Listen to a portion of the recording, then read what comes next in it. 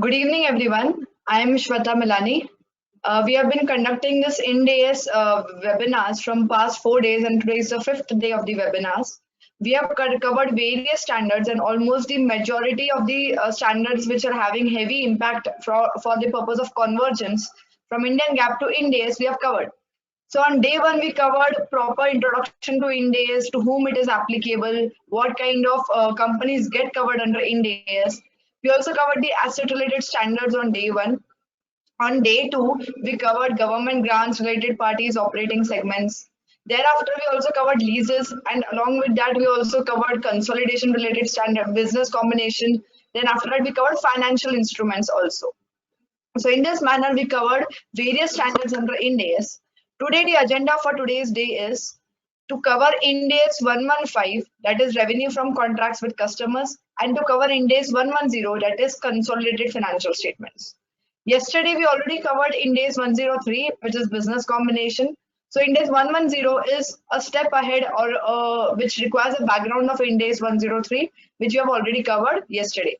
For the new participants who are new in today's session, in spite of that, I'll give you a brief background about what we have covered yesterday, which has the relevance in IND-AS 110. So don't worry, the new participants, you will still have a track about what we have discussed yesterday already. So beginning with IND-AS 115, revenue from contracts with customers.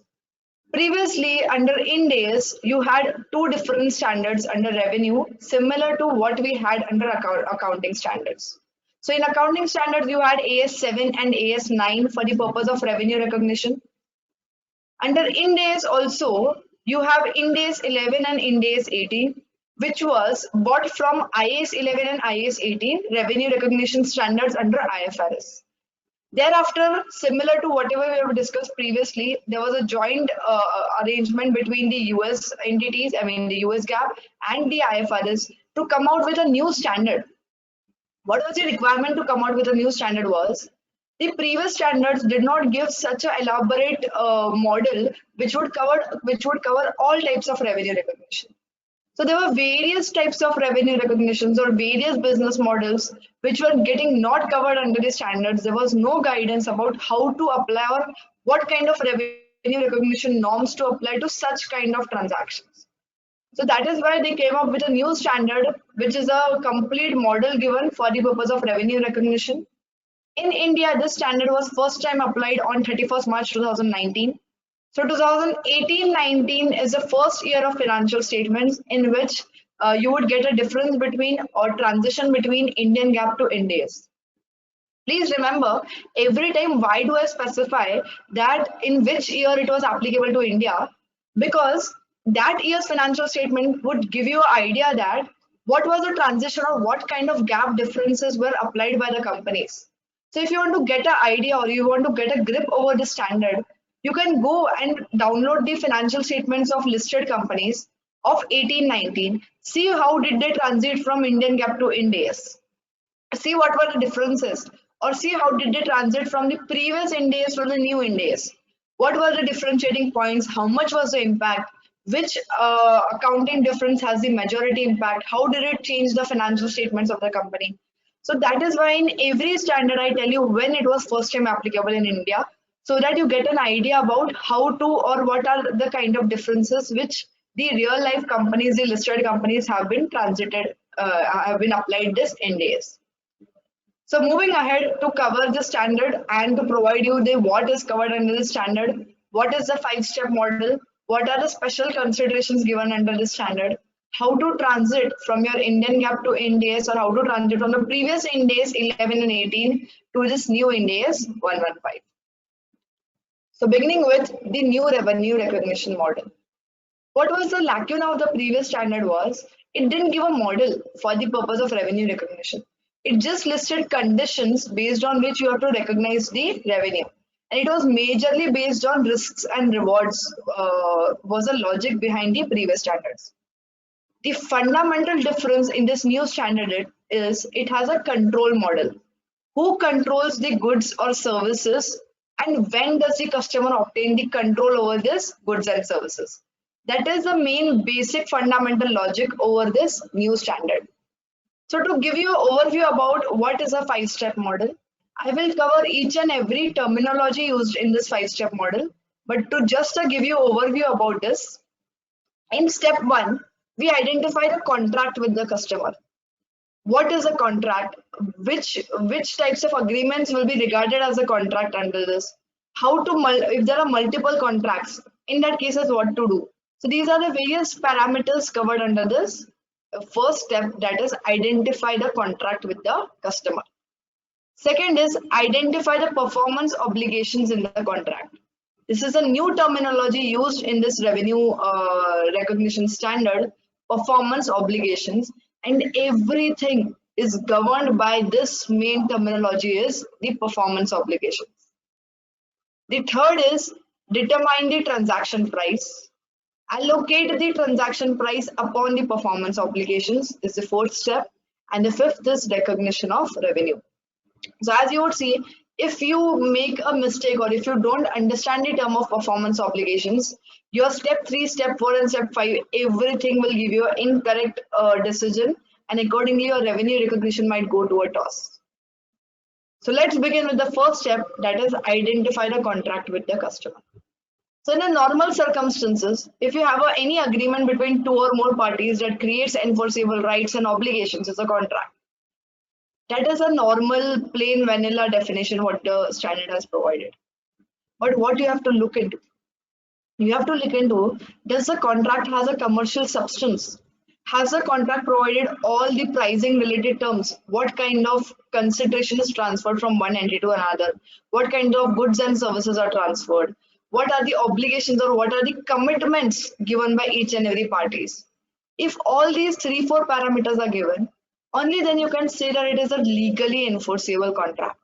If it is not given, then the contract itself is lacking the commercial substance, and the question arises whether that contract itself is legally enforceable or not. The contract might be written or oral, that is a different thing, or it might be based on a customary business practice also. But thing is, clearly you should be able to identify what are the commitments or obligations that both the parties are entering into. Now, this is a bit simple, but the thing is, what are the cases in which you combine certain contracts? Do you have to combine certain contracts, and why should you do that? For example, today I am an entity. In the first contract, I'm agreeing into to provide certain designs to the customer. I'm into a turnkey project. I've entered contract number 1 to provide designs and the base map of the project. Second contract I enter into to provide the equipments that will be required in the turnkey project. Third contract I enter into by providing the installation services for that equipments. So in that contract, I'll assemble and install the goods and services. And fourth contract I enter into to provide training about how to use this particular plant. Now tell me, commercially, is the customer expecting 4 different outputs out of you? This contract is just for the purpose of legally, just a legal 4 different documents are created. But if you go by a commercial substance of the contract, the customer is intending to receive a turnkey project plan from you. You might create 4 different contracts for it. For any purposes, you might create single contract or 2 contracts, whatever. It is your legal thing what you want to enter into. The standard doesn't go over the legal form of the contract, but also requires what is the substance of the entire arrangement. If the substance of the entire arrangement it is as good as negotiated as a single package, all the negotiations were carried as a single package, will the client tell you for design this will conduct separate negotiation, for training separate, for this thing separate? It is always negotiated as a single package. You, the customer, has not come up to you for receiving 4 different services. The customer has come up to you for receiving one single turnkey project plan, and it is negotiated as a single package. In that cases, all these 4 contracts are to be evaluated as a single contract. So you will read how to recognize this revenue for all these contracts, 4 contracts put together. Just the legal form of giving 4 different contracts doesn't change your revenue recognition methodology and won't impact the way in which it should be recognized. So you purely have to combine all these 4 contracts and read it as a whole, and then you have to derive that what is the exact purpose of the contract and what is the contract saying. So this is just about how you will come out, how you will read what basis a contract is providing. So conditions for the same are: is the contract negotiated as a single commercial package? Yes. Contract or consideration in one contract depends upon the other contract. Goods and services are a single performance obligation. So what is the performance obligation? That we will discuss later on. But at least you have to read all these 3-4 contracts in context with each other. Moving ahead to the next step, that is identify the performance obligation. And this is the most important step. I want you all to be attentive and listen to each and every example that I'm giving right now. Why is, firstly, to create a background is, your revenue recognition would depend upon how many performance obligations you have decided. If you have decided 2 performance obligations in a single contract, your revenue recognition will differ. If you have decided 3 performance obligations, your revenue recognition will differ. And if you have decided it is just a single performance obligation, your revenue recognition will differ.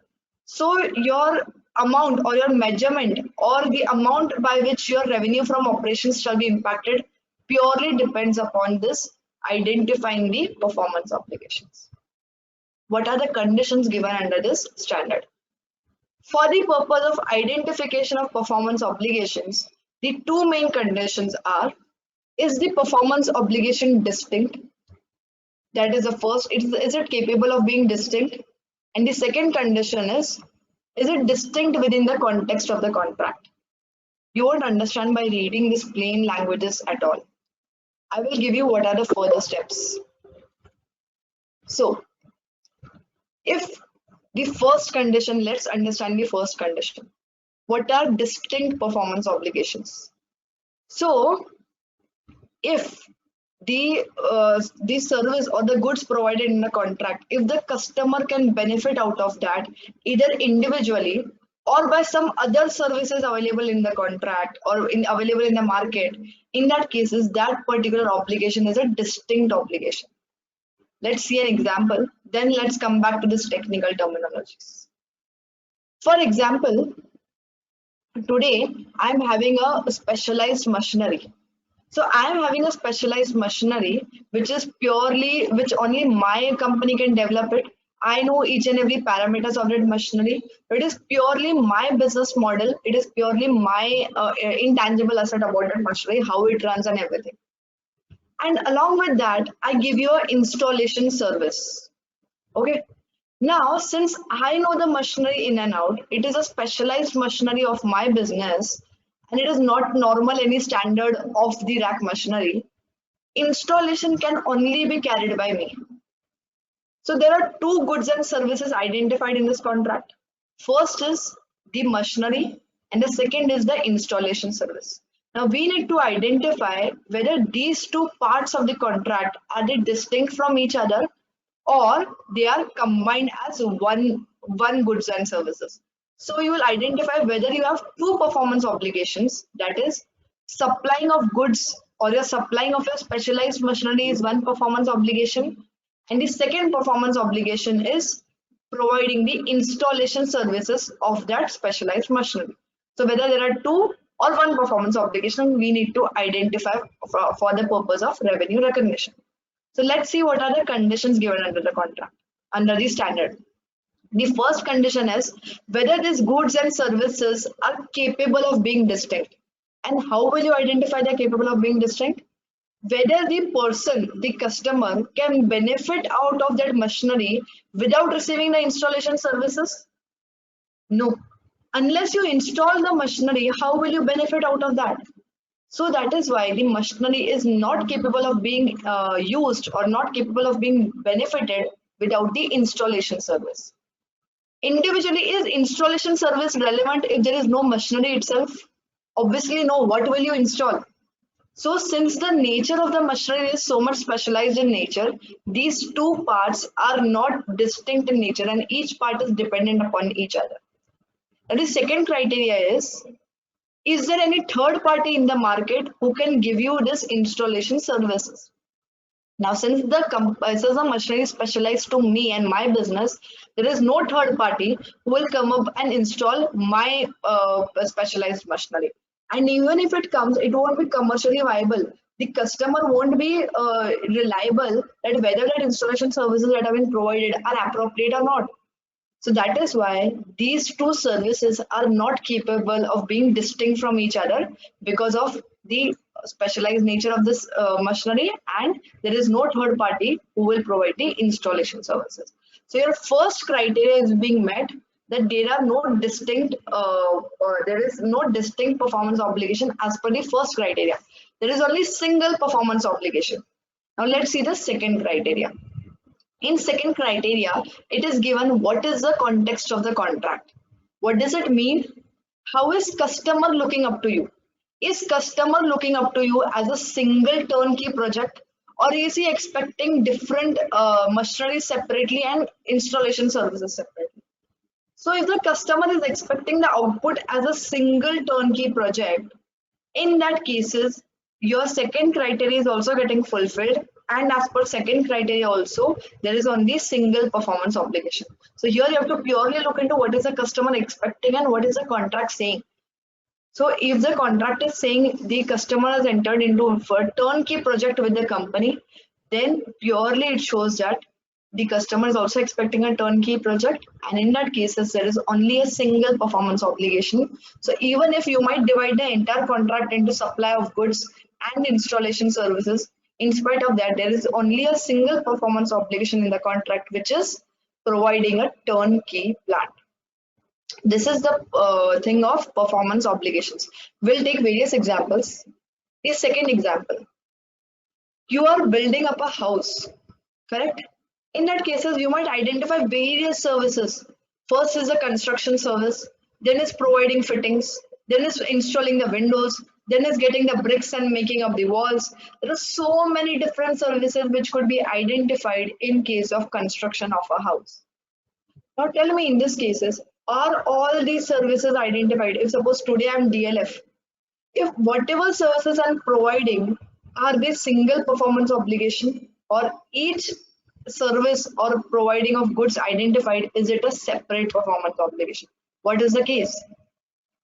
Now tell me, whenever a person is expecting a house as an output, is a customer ever expecting bricks to be got up separately, windows to be got up separately, fittings to be got up separately, and then somebody would install it, somebody else would paint it? No, customer is expecting out of you a single constructed house. So in that cases, your first condition is, let's go condition by condition. The first condition is whether the items are capable of being distinct. Now in that cases, if today somebody is providing the fittings, you will get someone else in market who can install the fittings. You will get someone else in market who can paint your house. You will get someone else in market who will install the windows to your house. But the second condition, you as a customer, are you expecting a single integrated service or not? If you are expecting a single integrated service out of the contract, then the entity is providing your service of integrating all these services of the construction, fittings, windows, bricks, everything put together and giving you a ready house. So in that cases, none of the obligation is a separate performance obligation, and everything is a single performance obligation. So this is, are you providing a integration service which the entity is expecting, is a condition over here. Now where will be the cases where these are two separate performance obligations? Let's understand that. Now, for example, you have a machinery which is a standardized machinery. You can consider a photocopy machine, or you can consider some other huge machinery which is a very standardized machinery. Even the installation for the same is standardized in nature. Anybody can give you the installation services. You need not even require that party to provide an installation services. So installation services is capable of being given by the third party. All right. And the third party might give you installation service in the same contract, or might even not give you the installation service in the same contract. Now the first criteria, whether the goods and services are capable of being distinct. The goods and services are capable of being distinct because it is a very standard installation. It is not dependent, it is not a specialized machinery. So as per the first condition, you have two distinct performance obligations. That is, providing the machinery is one performance obligation, and giving the standardized installation services is a second performance obligation. Now over here, there is no integration service that the entity is providing. In that cases, entity many times the previously also the company has entered in the contract where somebody else has given the machine and someone else has given the installation service. It might be commercially viable for the entity. In that cases, the entity is not expecting an integrated service, and that is why in these cases there are two separate performance obligation because there is no significant integrated service provided in this case. So you will there are machinery providing the machinery is a separate performance obligation, and giving the standardized installation service is a separate performance obligation. In this cases, both the things are separate, and accordingly the revenue recognition will differ. Now, further more practical examples will take. Can you see, everybody can see my Excel sheet? So for example, if there is a hotel, now you have ITC group of hotels. What happens in this ITC group of hotels is, you have a hotel, you book a room night in that hotel. Since you are a ITC member, ITC loyal customer, you also get certain loyalty points. Since you are getting loyalty points, what will happen on account of this loyalty points is, at the time of next visit to the hotel, at that point in time, you can redeem these loyalty points and get second room night at a considerably lower rate, whatever might be the value of that loyalty points. So in that cases, there are two performance obligation in this contract. First is giving the first room night by the hotel to use as my first obligation. But since I've credited certain loyalty points in your account, tell me whenever you will come next time, you're going to utilize that loyalty points. In that cases, I have to give you, for just take a proper example. Today, once you stay a room night in a ITC hotel, next room night will get free of cost, if that is a scheme which is going on in the ITC hotel. In that cases, tell me, I have come first time to you, I paid 10,000 for first room night. Now, second time when I come free of cost, in spite of that, I am obligated to give you all the services that whatever are required in the hotel. I cannot say since your room night is free room night, you won't get electricity in the room. This is not possible. Everything what is required in a particular hotel, I have to give every kind of service. So in this case, I have two performance obligations. I have two obligations. The first one is the first room night which is given today. And the second obligation is which would be given next time when the customer would visit. So there are two distinct performance obligations in this contract. Now please understand why it is and what will get impacted. I will discuss later on when you will decide how to recognize the revenue. But please understand there are two different performance obligations and your revenue recognition will impact on account of this. We'll discuss in the further steps why it will get impacted, and we'll come back to these examples. So moving ahead is determining the transaction price. Now, how would you determine the transaction price? The plain vanilla example for this is whatever is mentioned in the contract is your transaction price, which is a fixed amount. So if the contract says that 10 lakh is your contract value, then your transaction price is purely 10 lakh, nothing else. This is the plain vanilla which will come in each and every contract. Now, what to add and what to deduct from this transaction price? There are certain 2-3 concepts. The first concept is variable consideration. Second is consideration payable to the customer. Third is significant financing component, and the fourth is non-cash consideration. Everything we'll decide or discuss one by one. So first is variable consideration, and this is the most important concept. There are huge differences or huge gap adjustments which have arose on account of this concept. What does variable consideration mean?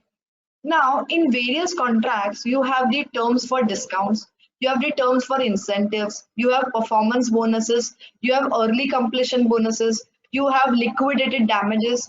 There are various clauses in the contracts on account of which your revenue or your actual receipt might get impacted during the tenure of the contract.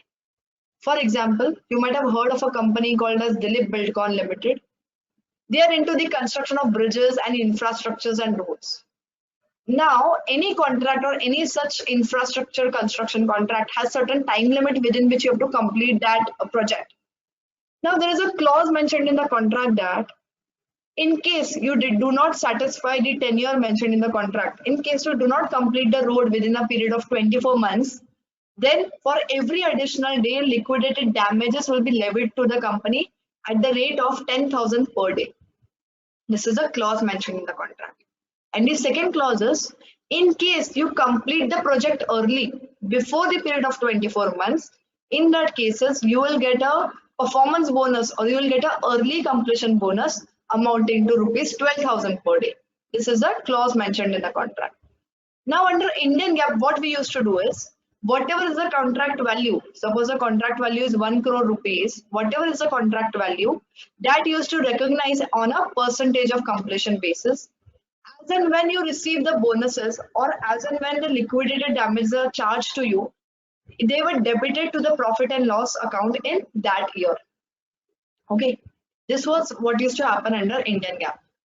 But what does the standard say is, on day one itself, you have to estimate what is the variable consideration that can impact the value of the contract.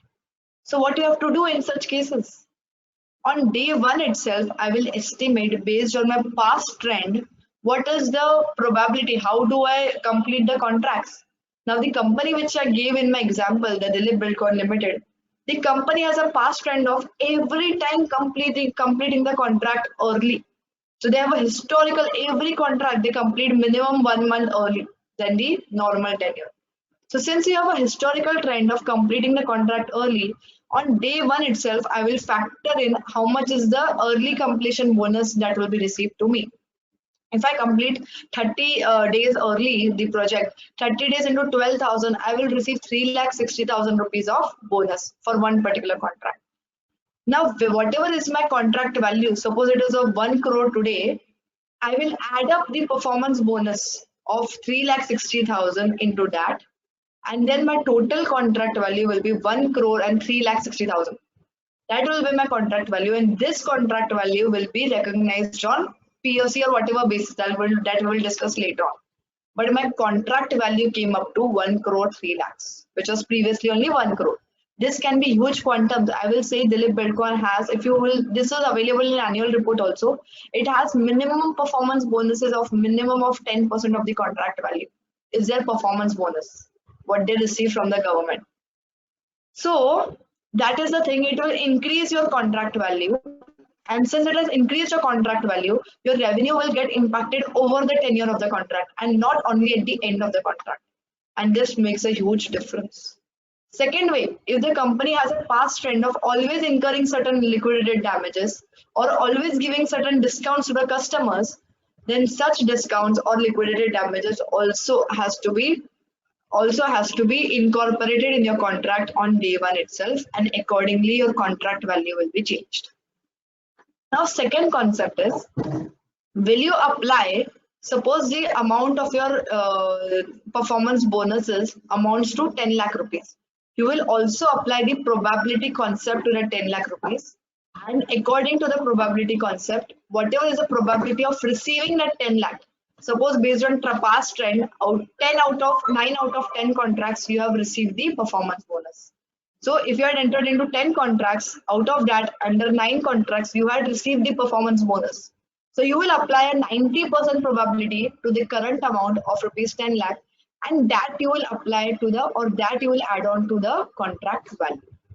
So in our case, if 1 crore is the contract value and 10 lakhs is the performance bonus, which is 90% probable, in that cases, my contract value will become 1 crore and 9 lakh rupees. So this is a variable consideration which has to be factored in the contract value.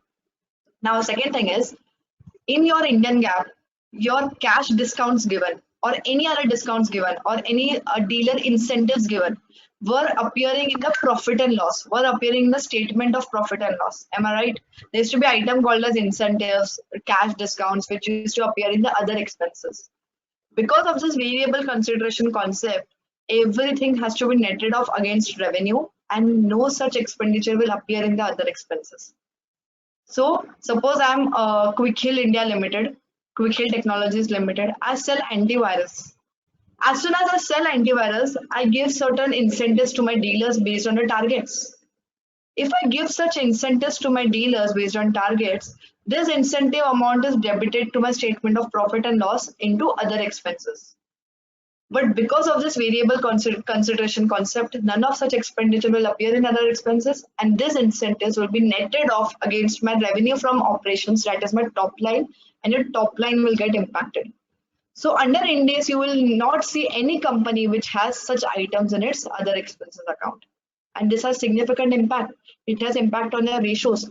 It has impact upon what your top line looks like, how much your top line looks like. So this is a very important change which appears under Ind AS vis-a-vis your Indian GAAP or compared to your previous standards.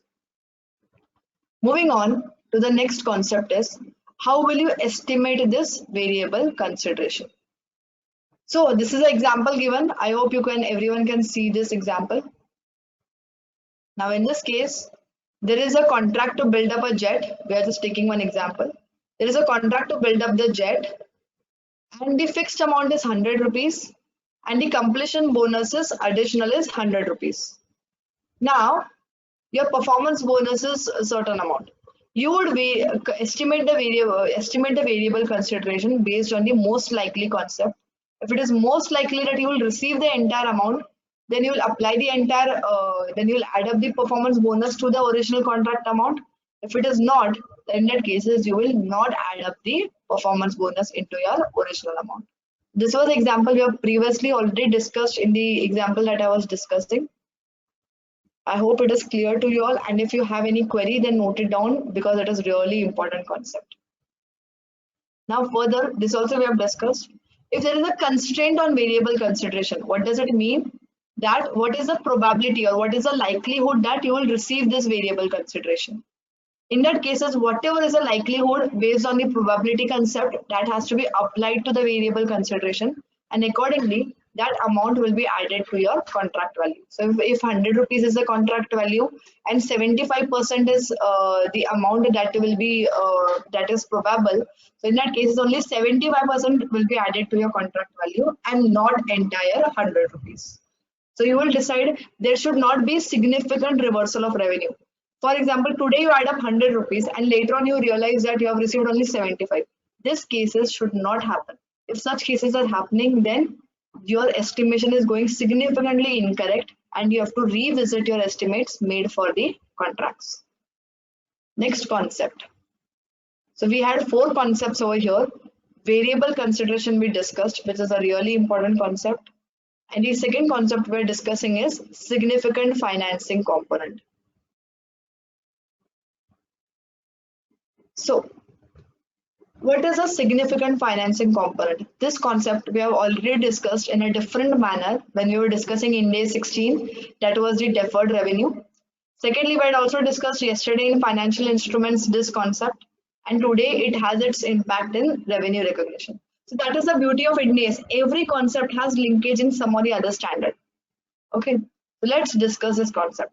Suppose I am the service provider, and in my cases, what is happening is I am asking the customer, if my normal credit terms is say 3 months, in this present contract, the customer is gonna pay me after 2 years. And this is a special case.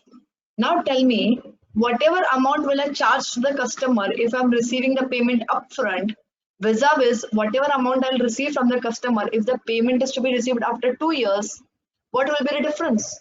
If today I'm charging 1 crore of rupees for a particular contract where there is an upfront payment, obviously I'll add up certain margin to the customer if the customer is gonna pay me after a period of 2 years. If the customer is gonna pay me entire consideration after a period of 2 years. So this is a significant financing component if you have significant extended period for the receipt of the amount. In that cases, what do you have to do? You have to recognize the revenue at your cash selling price. So let's take up an example. So suppose if I'm selling a normal machinery at rupees 10 lakhs. I hope you can see my Excel sheet. If in normal cases I will sell the machinery at 10 lakh rupees, which has a 2 months of credit period. All right. However,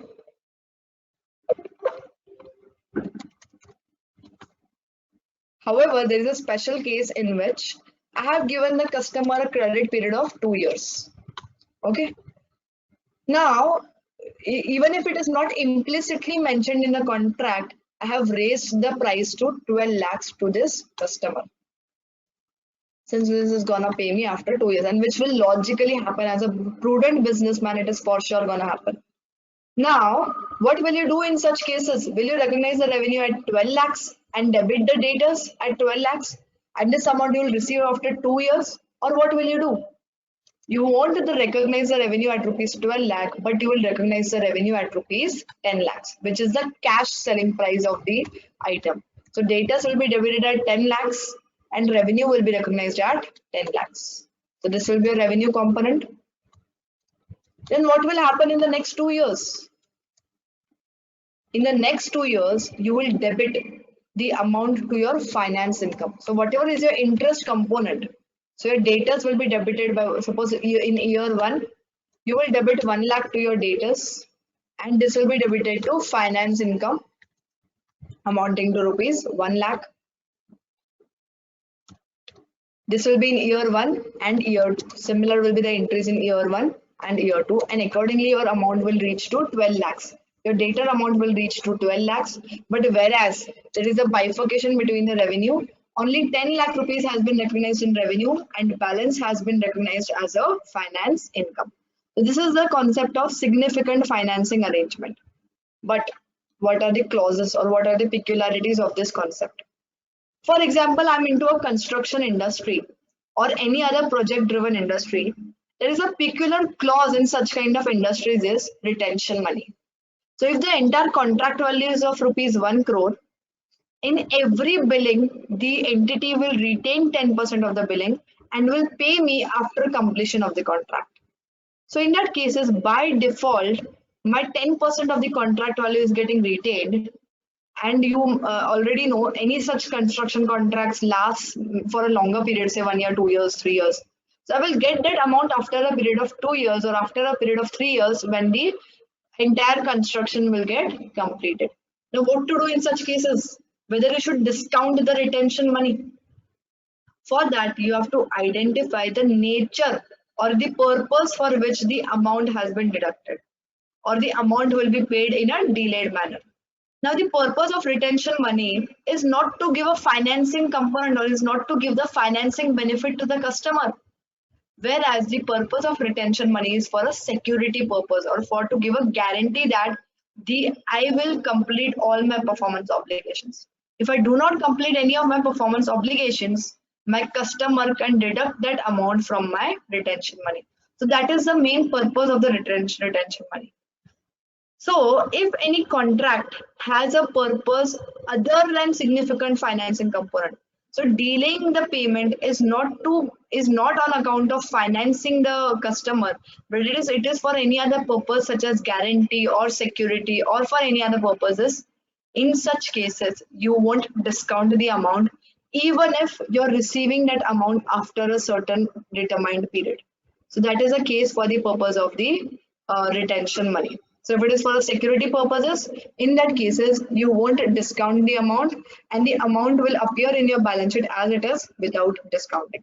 Because the purpose is not financing, the purpose is something other than financing.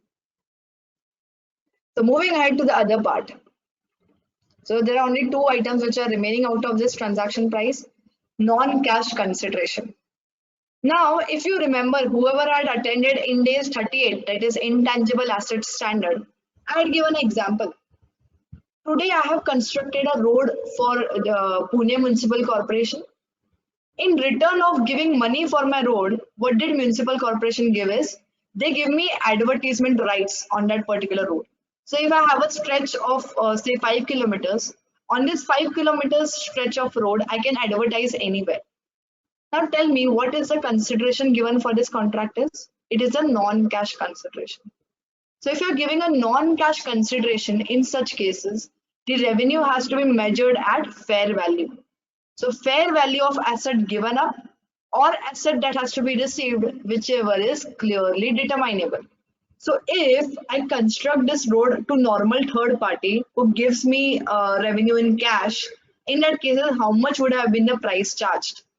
So if today that price would have been say 10 crore rupees, then I will recognize my revenue at 10 crore rupees, irrespective of it is not a present consideration to me. And that amount will be debited to the intangible asset, which is right to advertise on that road. So even if this is entire contract which was on a non-cash consideration, but there might be a component of a contract. For example, today PMC agrees that your normal price is say 10 crores, but I will agree to give you only 5 crores. But for the balance component, I will agree that you can have an advertisement right.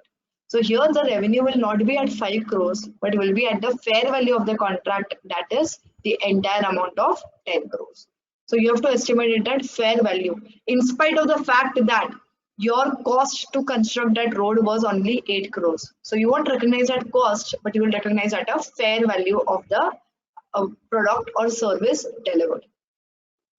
Now the another part is consideration payable to the customer. If I have a transaction with the customer and certain part is given by customer itself. For example, today I'm running a turnkey project at certain place. If normally I ever run certain turnkey projects, the electricity, power, my stay arrangements of my employees has to be arranged by me itself. So it is an additional cost to me. But this is a special project. In case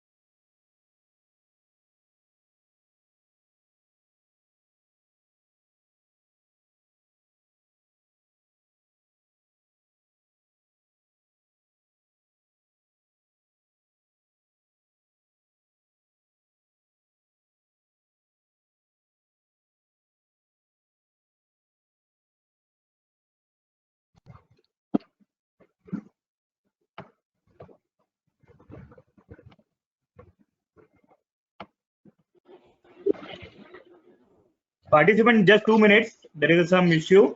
We are solving. 2 minutes. so are you able to see me, Virag? The Yes, internet yes, is now open. clear. Are Yes, you able to please hear me? continue. Now clear. Yeah. Okay, fine. Just 2-3 minutes. You can revise. I mean, that is Yeah, drop. sure. I'll revisit. Yeah. Okay. Fine. So let's move ahead. So the concept that I discussed previously was non-cash consideration is what I was discussing previously. So in case you might have missed the voice, I'll just repeat quickly. So in cases where you are receiving a non-cash consideration, that is, you're receiving certain other asset in consideration. So this example we had discussed in Ind AS 38. That is, for example, if I'm constructing a road and in return I'm getting certain advertisement rights. So instead of receiving the entire amount to me as a transaction price, I am receiving the advertisement rights. So in that cases, I have to fair value the asset given, the services given to the customer, or the consideration received by the customer, whichever is clearly determinable. So whatever is clearly determinable, at that value, you will recognize the fair value of the revenue. So for example, if I would have sold that construction of road to any third party, I would have charged 10 crore of rupees. But with this PMC contract, the PMC is giving me only 5 crore rupees upfront and for the balance portion, they are giving me advertisement rights.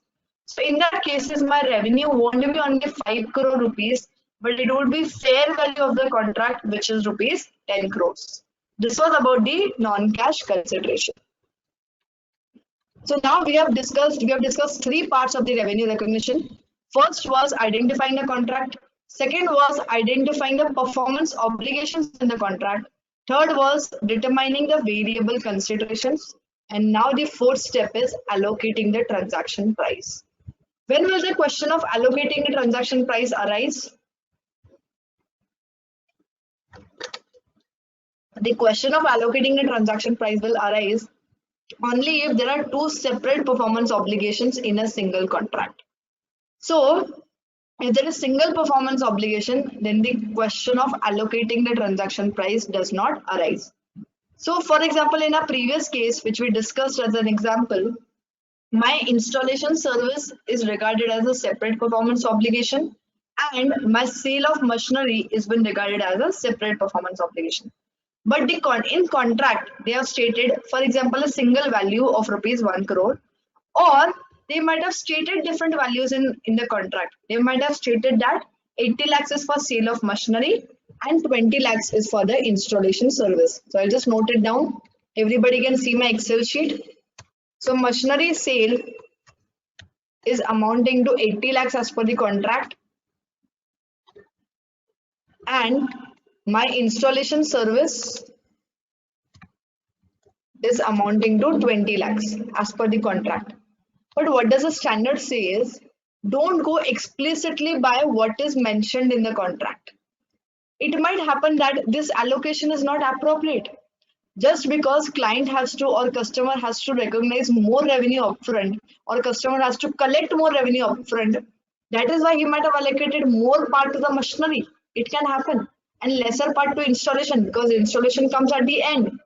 So the standard says that even if there is a bifurcation mentioned in the contract, don't go as per the bifurcation, but you have to go for as per the market approach. If as good as this machinery you would have sold individually without the installation, what would have been the contract price? So if individually I sell the machinery, I sell it at 60 lakhs. And if I sell it with installation values to 40 lakhs. So in that case, the real bifurcation between the goods and the service component will be 60 and 40, and not what does the contract say. And the second case might be that the contract has not given bifurcation itself. Since the contract has not given the bifurcation, you purely have to go with the concept of what would be the market approach. That is, individually, if I go and sell the services, how much do I charge to the customer? So this is about allocating the transaction price. So your first step or first method could be, as I discussed, adjustment as per the market approach. What is the second concept? If you don't know, now you would say, I don't sell it individually in the market. What to do in that cases? If I don't sell it individually in the market, what will I do? I'll do what is the expected cost plus reasonable margin. So I, as a company, I will know expected cost for both the items, and I will add up certain reasonable margin over those expected cost. The third is a residual approach. That is, you value one component of the performance obligation, and the residuary is allocated to the second component. But the standard does not really encourage this concept. This approach will be used only if the first two are not clearly achievable, and even if you say expected cost plus margin there won't be ever any case where cost plus margin approach also won't work. So residually approach is not really encouraged, and it has to be used in a very, very, very limited cases. So this is about allocating the transaction price. So the standard agenda you remember, or standard principle you remember of the contract is, you don't have to purely see what is written in the contract, and you have to go as per the logical allocation of the amount to different performance obligations. Now moving ahead to the last step, which is step 5, timing of recognition of revenue, which is the most important step. Now we have decided how many are the performance obligations. We have decided what is the transaction price for each performance obligation. Now we will decide what is the timing of recognition of revenue. Now your timing of recognition of revenue can be in two parts. First is at point in time and second would be over point in time. And this has to be decided for each performance obligation. For each performance obligation, you have to decide whether revenue has to be recognized at point in time and over the period of time. So as the name suggests, where the revenue has to be recognized at point in time, in that cases, when all your performance obligation, your entire performance obligation will be completed, after that, the control will be transferred to the customer and your revenue will be recognized. Whereas in second case, which is over period in time, your revenue will be recognized over the period of the contract. But how will you decide? This was very simple. This was even there in your AS7 and AS9. But what is different over here? The difference is the conditions based on which you decide whether it is at point in time or over a period in time. Let's move ahead. There are three conditions. If your contract is fitting into either of these conditions, you have to recognize the revenue over a period of time. If none of these conditions are getting satisfied, you're not fitting into any of these conditions, in such cases, revenue has to be recognized at a point in time.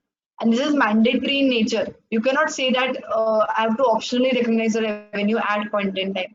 So if it is fitting into over a period of time, you have to recognize the revenue over the period of time. Now let's see what is the first condition. The first condition is customer simultaneously receives and consumes the benefit as the entity performs. What is the example? For example, I am rendering a freight or transportation services.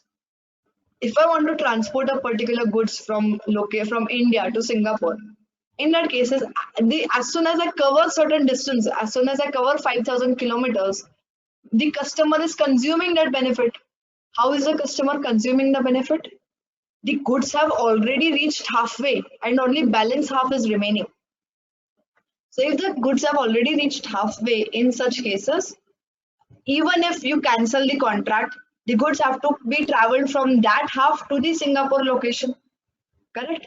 So as soon as I travel even 2 kilometers, customer has consumed that service of 2 kilometers. Okay. So this is a classic example of the first case where you will recognize the revenue over the period of time. So here you won't recognize the revenue when the goods will reach the port of Singapore, but you will recognize the revenue on a period of time. If it takes 60 days for the purpose of traveling the goods from India to Singapore, you will recognize the revenue over the period of 60 days.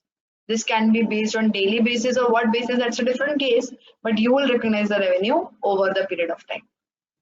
What is the second condition or a second case?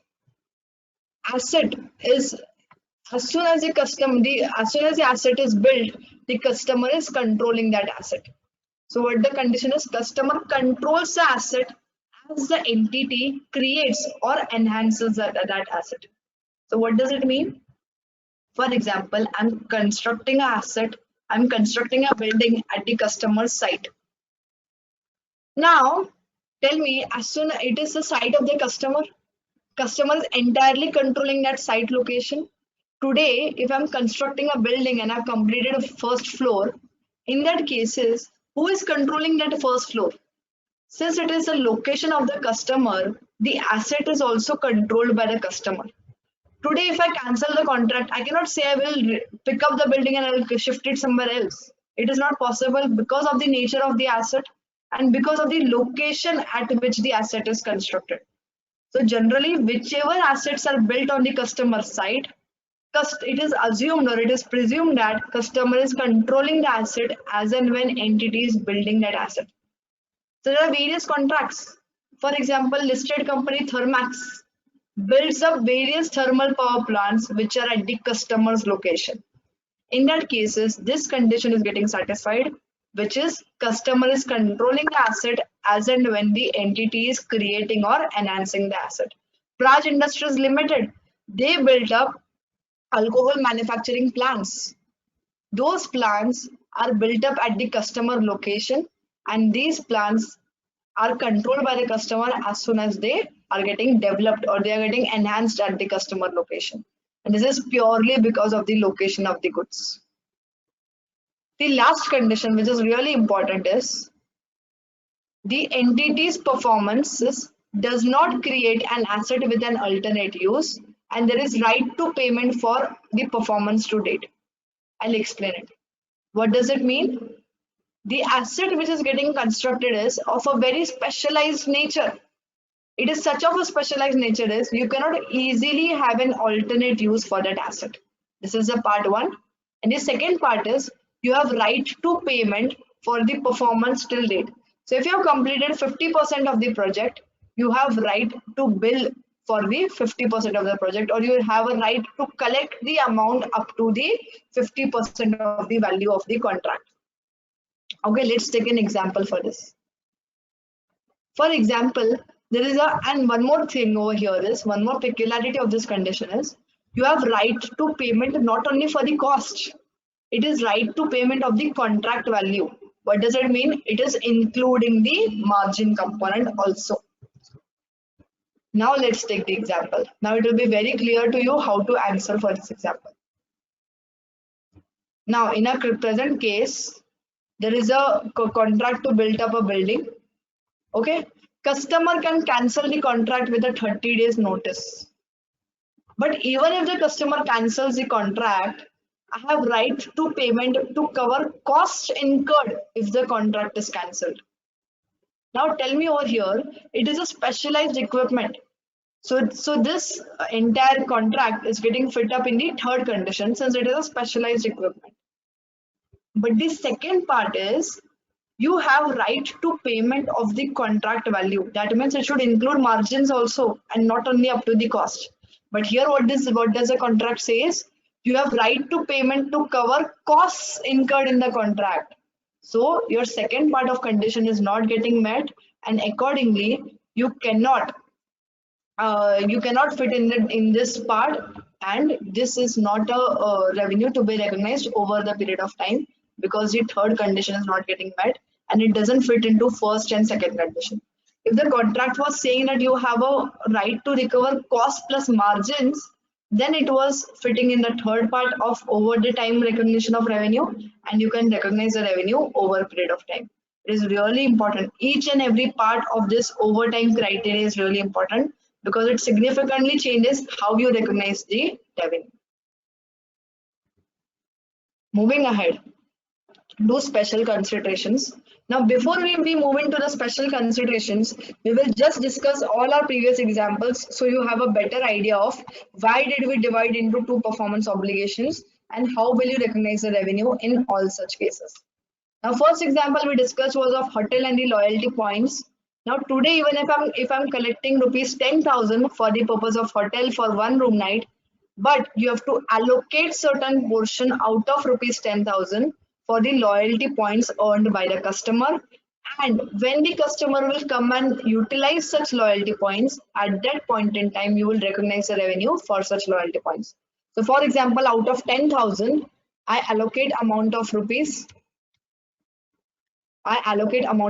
say 1,000 for the purpose of loyalty points, because I get points equal to 10% of the room rent.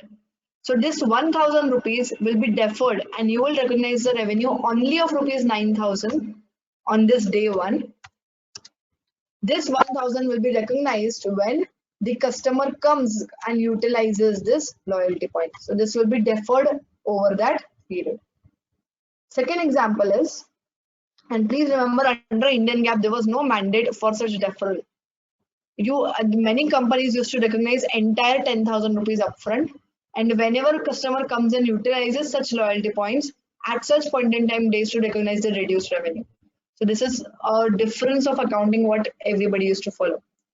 Second is, if you have a club and you have a lifetime membership of that club. So today I'm paying entire fees upfront and I have the lifetime membership. So even for such kind of contracts, many people under Indian GAAP used to recognize entire revenue upfront. But over here, I have an obligation to give the club services to the customer over his entire life, because I have recovered lifetime membership from the customer. So it is mandatory for me to give all the services for the tenure of the club, for the lifetime of the members of that club. So in such cases, what will you do?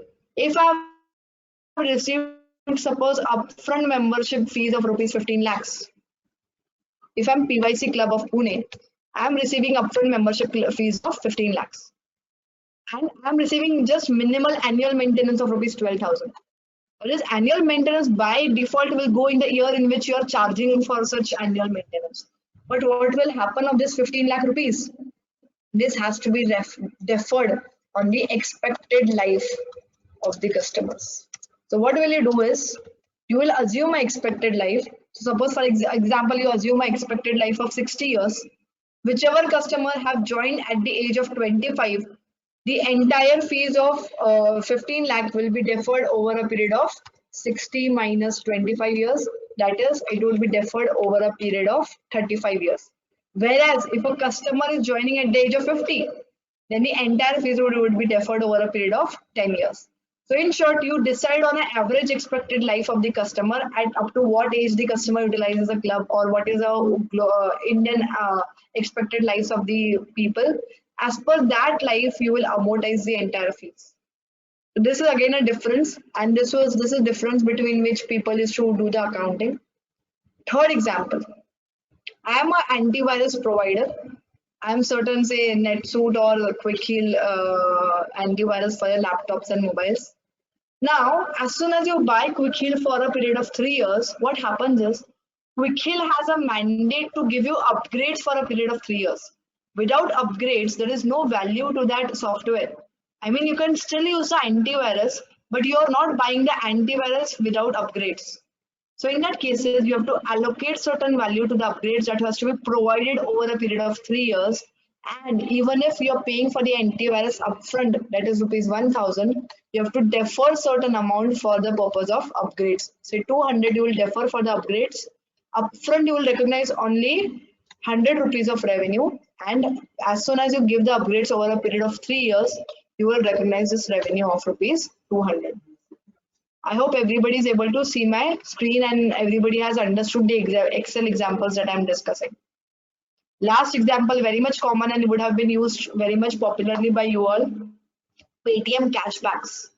So if today I'm buying anything of rupees 1,000 on Paytm, I'm getting 100 rupees as a cashback. So in such cases, what to do? This 100 rupees I will utilize in the next product. Okay.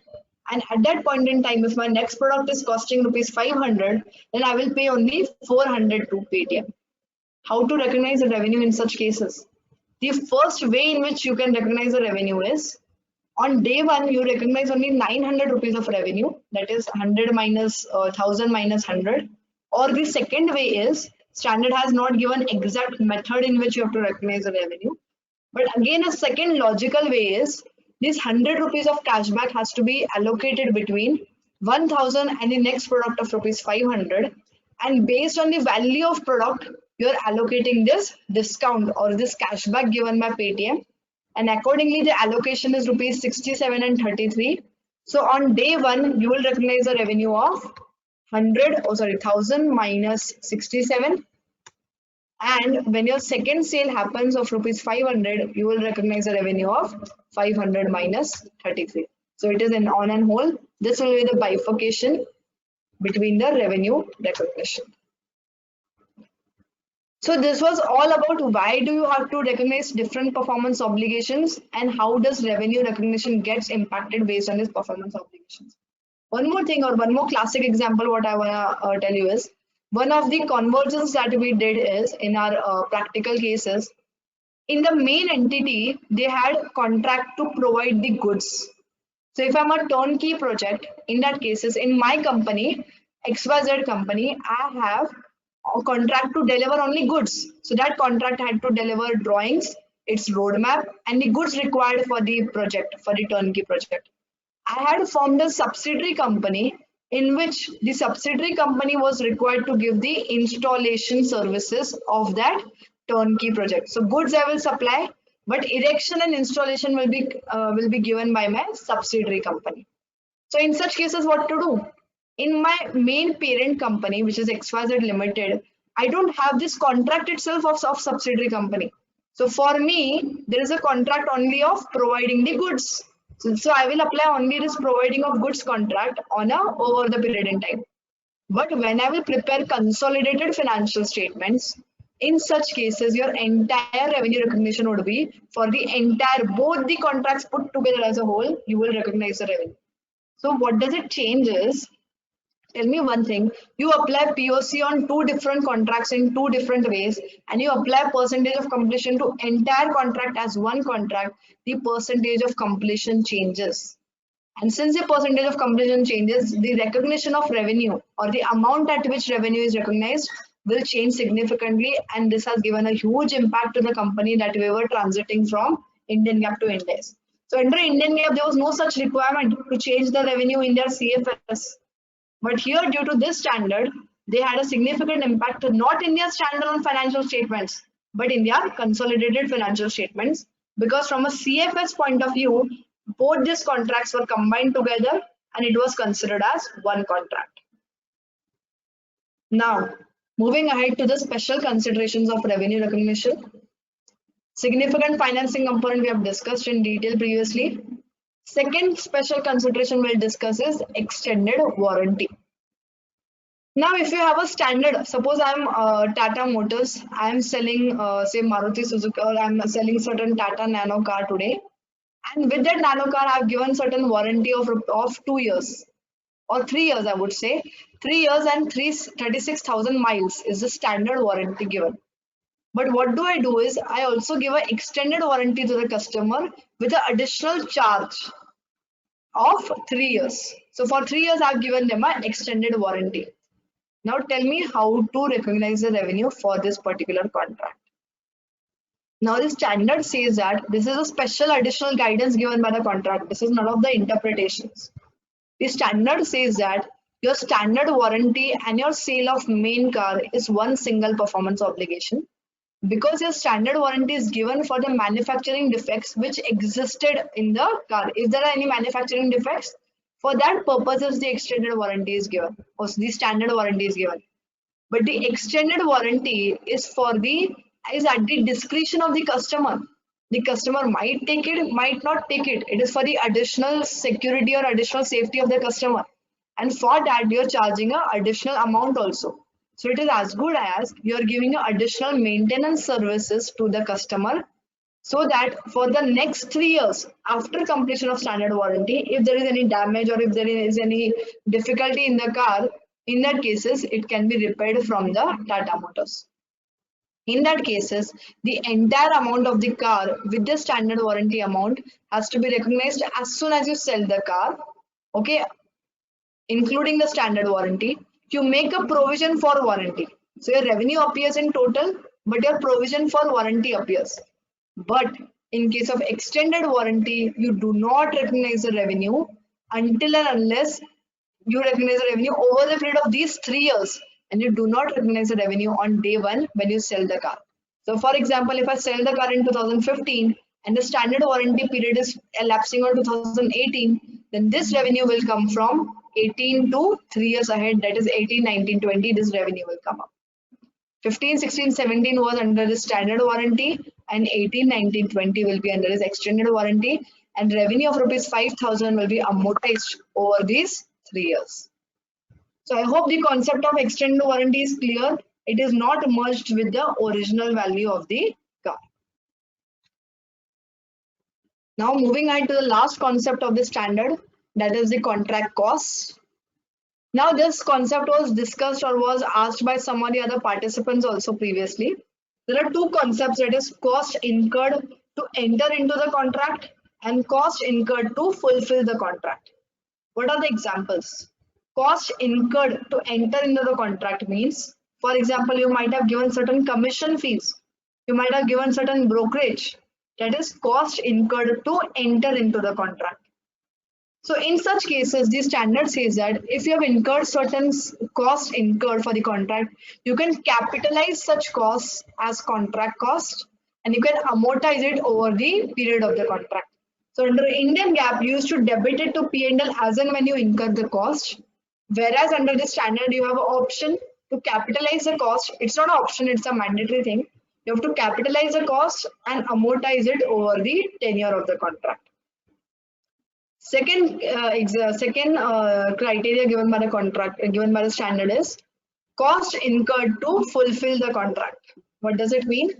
If you have incurred certain cost to fulfill the contract, example, today I'm a construction company. If I have to construct certain project of flats, in that cases I have to make certain stay arrangement of my employees. So I make certain admin office, I make certain area for my employees to stay over there. I make up certain accounts office over there. I build up stores over there. Now these are the costs incurred to fulfill that contract. In such cases, these costs can be capitalized and can be amortized over the tenure of the contract. So these are contract costs. And one more thing you have to look over is the materiality. In many cases, these costs are not very much material in nature compared to the value of the contract.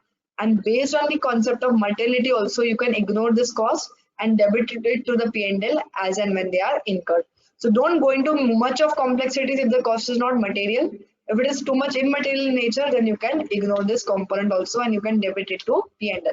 So in my practical cases, wherever I have implemented Ind AS and wherever even I've reviewed, so I've reviewed various companies, in majority of the companies, nowhere I could find this cost material in nature.